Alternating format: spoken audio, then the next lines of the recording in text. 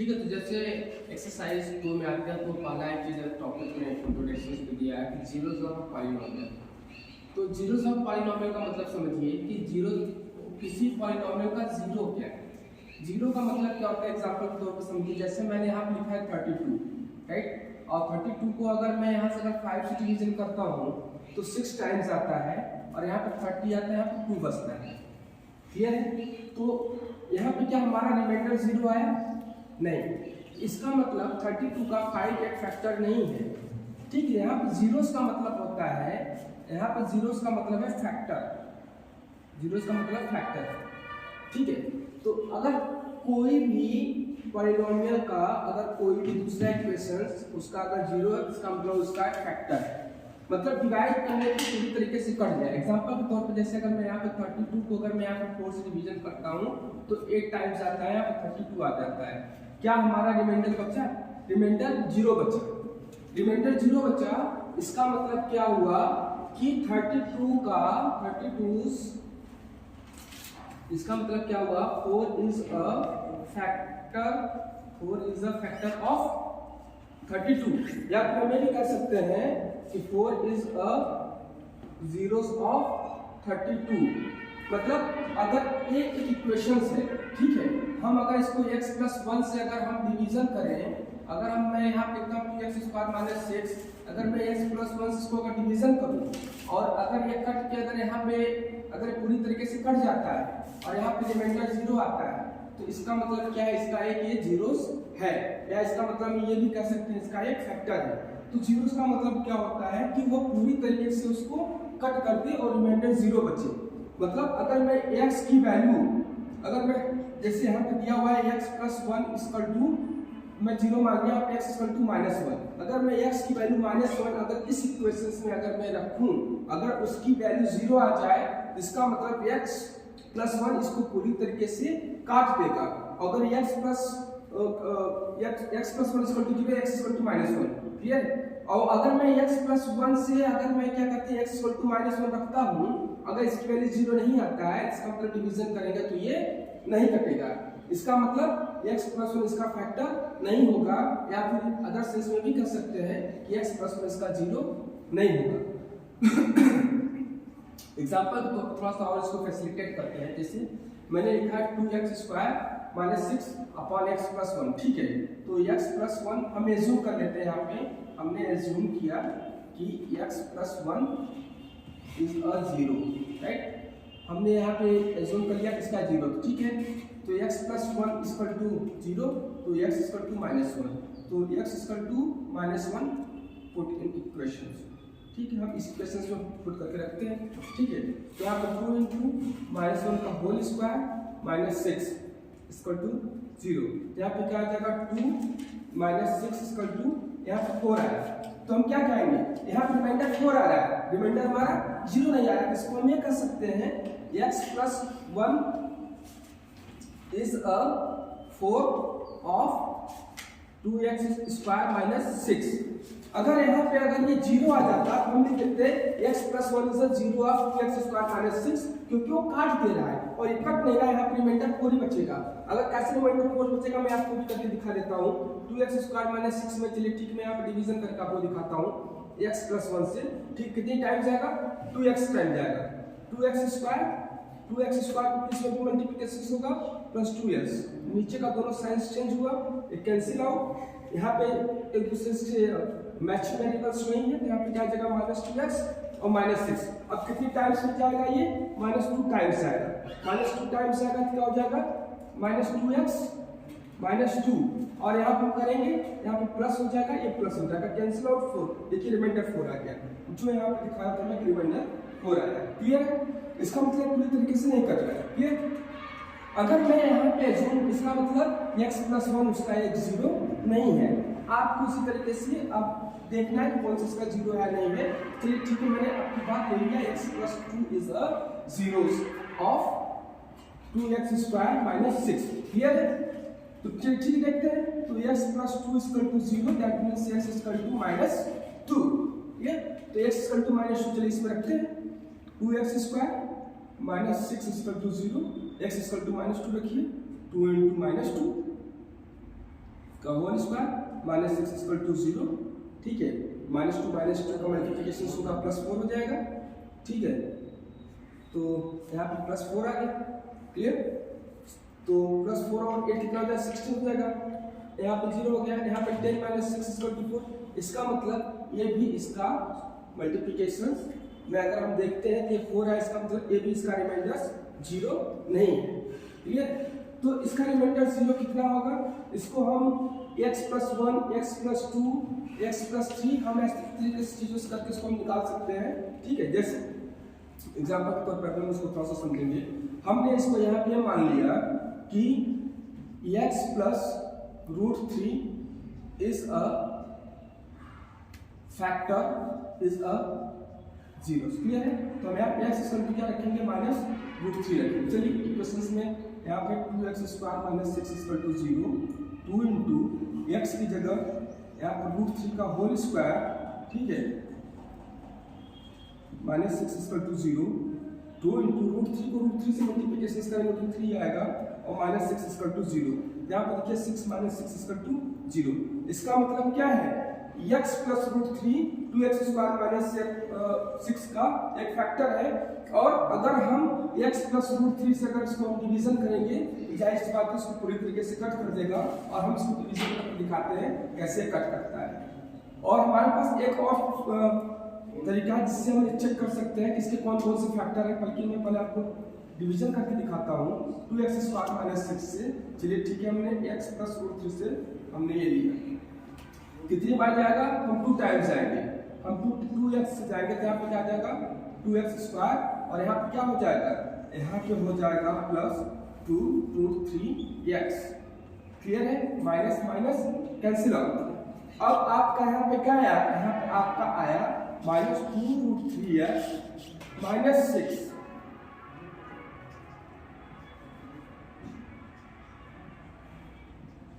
-6। अब यहाँ पे हम किससे मल्टीप्लिकेशन करेंगे, हम मल्टीप्लिकेशन करेंगे -2 √3 से मल्टीप्लिकेशन करेंगे। जब -2 √3 से मल्टीप्लिकेशन करेंगे तो यहाँ पे क्या आ जाएगा, -2 √3x, और 2 √3 से 3 हो जाएगा, 2 3 जा कितना हो जाएगा, 6 हो जाएगा, plus plus cancel out cancel out. देखिए यहाँ पे रिमाइंडर 0 आ गया, और हमारा क्वेश्चन क्या है 2x -√3, क्लियर। इसको अब हम सॉल्व करके हम देख सकते हैं, तो 2x² - 6 इक्वल टू 0, देख सकते हैं इसके 0 कितने हैं, ठीक है। 2x² इक्वल टू 6, तो x² equal to 6 divided by 2, तो x² इक्वल टू 3, तो x इक्वल टू √3, क्लियर। तो √3 देखिए इसका एक फैक्टर आ गया, तो इसका हम कह सकते हैं या x - √3 इक्वल टू 0 या बराबर का √3 रखेंगे, या x + √3 इक्वल टू 0, चूंकि आप स्क्वायर अगर आप रखेंगे स्क्वायर में प्लस माइनस दोनों लिया जाता है, तो इसके दो फैक्टर हो जाएंगे, एक x इक्वल टू √3 और x इक्वल टू -√3। हम इसको ये लिख सकते हैं x + √3 या x - √3, ठीक है। इसी के बेस पे आगे के सारे क्वेश्चंस हैं, ठीक है। पहले क्वेश्चन से हम स्टार्ट करते हैं कैसे सॉल्व होता है। जैसा कि अभी हमने चैप्टर 2.2 एक्सरसाइज की स्टार्टिंग में मैंने इस चीज़ को माना हुआ कि जीरोस का मतलब क्या होगा। जीरो का मतलब सिंपल सी बात को आपको ये समझना है कि अगर किसी पॉलिनोमियल का जीरो पूछा है, इसका मतलब उसका एक फैक्टर पूछ रहा है, मतलब जिससे पूरी तरीके से डिवीजन हो जाए या कट जाए। अगर हम जीरो पूछ रहा है तो अगर उसकी वैल्यू जो है, अगर उस हम पॉलिनोमियल को रखते हैं, अगर जीरो आ जाता है तो इसका मतलब उसका है कि जीरो। जैसे अगर ये पॉलिनोमियल क्लियर है, तो अगर मैं कहता हूँ कि x + 2 1, इसका एक जीरो है, इसका मतलब अगर हम x बराबर -2 रखेंगे तो इसकी वैल्यू क्या आ जाएगी, 0 आ जाएगी, क्लियर। अब यहाँ पे आपसे पूछा है find the value of the polynomial, ठीक है। आपसे यहाँ पे देखिए जीरोस नहीं पूछा है कि आप ये इसका क्या कहते हैं जीरोस बताइए, आपको ये पूछना है कि आप x रखेंगे तो इसकी वैल्यू कितनी आएगी। जैसे x बराबर 0 रख रहे हैं, ठीक है, तो अगर चलिए ठीक है इसमें x बराबर 0 रखते हैं, तो 5 × 0 -4 × 0 + 3, ठीक है, क्लियर है। तो अगर यहाँ पे हम देख रहे हैं तो कितना आ रहा है, यहाँ पे क्या आ रहा है, 3 आ रहा है, ठीक। इसका मतलब अगर x बराबर का हम 0 रखते हैं, इस पॉलिनोमियल में हमको क्या मिलेगा, 3 मिलेगा, क्लियर है। अब अगर हम यहाँ पे x = -1 रखते हैं, ठीक है, 5 × -1, ठीक है, -4 इंटू -1 का स्क्वायर प्लस 3, तो यहाँ हो जाएगा -5 हो जाएगा, और -1 का स्क्वायर 1 ही होगा, यहाँ -4 हो जाएगा प्लस 3 हो जाएगा, तो 9 यहाँ हो जाएगा -9 प्लस 3, इसका क्या हो जाएगा -6 हो जाएगा। तो हम ये कर सकते हैं कि x equal to -1, x equal to -1 को हम ये भी लिख सकते हैं x प्लस 1, तो x प्लस 1 इस पॉलिनोमियल का -6 का, तो यहाँ पे हम जैसे अभी हम इसको क्या बोलते हैं, अगर जीरो आ जाता तो हम बोलते हैं कि x plus 1 is the zeros of this polynomial, लेकिन यहाँ पर जीरोस नहीं आ रहा, हम क्या बोलेंगे x plus 1 is -6 of this polynomial. Clear? अगर x इक्वल टू -1 रखने तो x माइनस 1 यहाँ पे इसलिए होता है इक्वल टू 0, हम इसको एक पॉलिनोमियल के फॉर्म में ले लेते हैं, उसको इधर ट्रांसपोजिशन करके, और इसका मतलब अगर ये x प्लस 1 बराबर 0 मतलब x इक्वल टू -1 अगर इस इक्वेशंस में रखते हैं हम, और अगर इसकी वैल्यू अगर यहाँ पे 0 आ जाती तो हम कर सकते हैं कि इसका एक जीरोस है। क्लियर है? और 0 नहीं आएगा तो इसका मतलब इसका जीरोस नहीं है, इसका -6 है। तो बेसिकली आपको इसमें जीरोस नहीं बताना है, बस सिर्फ आपको ये बताना है कि वैल्यू क्या होगी पॉलिनोमियल की। जब हमने x बराबर 0 रखा तो आपने देखा कि वैल्यू क्या थी, जब x इक्वल टू -1 रख लिया तो इसकी वैल्यू क्या हो जाएगी -6 हो जाएगी। क्लियर? अब आपसे आगे पूछ रहा है कि find the p0 p1 p2, मतलब हर क्वेश्चन के लिए आपको ये करना है। जैसे आपका इक्वेशन क्या है, p इक्वल टू यहाँ पे आपका है y equal to y square minus y plus 1, आपसे क्या बोला है p0, मतलब जहां जहां पे y है वहां वहां पे आपको 0 रखना है, 0 का स्क्वायर माइनस 0 प्लस 1, देखिए क्या आ गया यहाँ पे 1 है। क्लियर? फिर आपको रखना p1, जहां जहां पे y है वहां वहां पे आप क्या रखेंगे 1 रखेंगे। क्लियर? 1 का स्क्वायर माइनस 1 प्लस 1, 1 का स्क्वायर 1 माइनस 1 प्लस 1, क्या आया 1। फिर आप रखेंगे p2 रखेंगे, जब आप यहाँ पे p2 रख रहे हैं, ठीक है, तो आप यहाँ पे क्या काम करेंगे, y की जगह 2 का square minus 2 plus 1, 4 minus 2 plus 1 equal to 3। ये देखिए आपने p0 p1 p2 पर रखने पे क्या तीन वैल्यू प्राप्त हुई है, वो चीजें। क्वेश्चन नंबर 3 में verify the following are zeros of polynomial, जो अभी हमने यहाँ पे डिस्कस किया, मतलब x की अगर ये वैल्यू अगर हम यहाँ पे रखें और अगर ये पूरी तरीके से कट जाता है तो हम कह देंगे इसका जीरोस है। क्लियर? चलिए ठीक है, तो हमने यहाँ पे x इक्वल टू -3 रखते हैं, तो 3 इंटू -1/3 प्लस 1, 3 से 3 cancel out, -1 plus 1 equal to 0। Yes, x equal to -1/3 is the zeros of polynomial.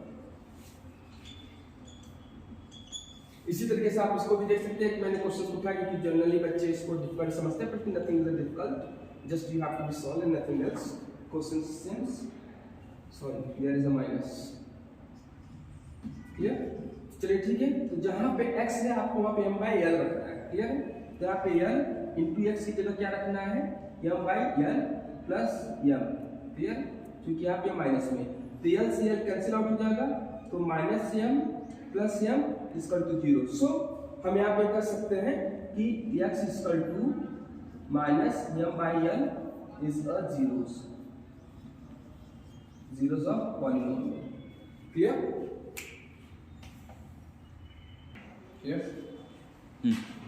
तो अब क्वेश्चन नंबर 4 में आपसे पूछता है find the zero of the polynomial. अभी तो हमको ये चीजें पता चल गया कि जीरोस क्या होता है, हमको पता करना है कि किसी भी पॉलिनोमियल का जीरो क्या होता है। तो किसी भी पॉलिनोमियल का जीरो, जैसे यहाँ पे कुछ क्वेश्चन दिखा आपके एक्सरसाइज 2.2 के 4th में, तो आपको निकालने के लिए क्या करना पड़ेगा, ठीक है, आपको यहाँ पर सपोज जब जीरोस ऑफ द पॉलिनोमियल मानना है, आपको यहाँ पे पता मान लेना है कि this is equal to 0। Clear? तो आप यहाँ पे लिखोगे suppose that x plus 5 equal to 0। ठीक है, ट्रांसपोजिंग करोगे तो साइन चेंज हो जाता है, तो x इक्वल टू -5। ये क्या है, x equal to -5 is a zero of polynomial. ठीक है, आप चेक करके देख सकते हो x इक्वल टू -5। अगर इसको अगर यहाँ पे अगर हम देखें हैं, ठीक है, तो यहाँ पे क्या दिया हुआ है, अगर px इक्वल टू दिया हुआ है x -5 और x इक्वल टू -5 रखें तो देखिए 0 होता है कि नहीं होता है इधर। तो जैसे अब हम यहाँ पे चेक कर सकते हैं कि जीरोस पॉलिनोमियल कैसे है, तो हमारा क्वेश्चन से px equal to x p x equal to x minus 5, ठीक है, एक्स इक्वल टू आप यहाँ पे -5 रख के देख सकते हैं। अगर 0 आ जाता है तो इसका मतलब जीरोस ऑफ द पॉलिनोमियल। देखिए एक्स इक्वल टू -5 रखा 0, इसीलिए क्या है जीरोस ऑफ द पॉलिनोमियल है। हमने यहाँ फाइंड किया जीरोस ऑफ द पॉलिनोमियल और यहाँ पे हम वेरीफाई करेंगे। क्लियर? अब यहाँ पे दिया पी एक्स इक्वल टू 3, तो यहाँ पे 0 मान लो 3x, तो x इक्वल टू क्या हो जाएगा 0/3, तो x इक्वल टू क्या हो गया 0। क्लियर? तो इसका zeros of the polynomial x equal to क्या होगा 0 होगा। ये थोड़ा सा बच्चे इसमें भी कंफ्यूज होते हैं, इसलिए इसको भी हमें आप ले लिए। यहाँ पे 0 मानिए, ठीक है, cx प्लस d ट्रांसपोजिंग करेंगे तो यहाँ पे क्या आ जाएगा cx इक्वल टू -d और x इक्वल टू क्या आ जाएगा -d/c। अगर -d/c यहाँ पे रखेंगे तो क्या हो जाएगा 0 हो जाएगा। हम लिख देंगे x equal to -d is zeros of polynomial.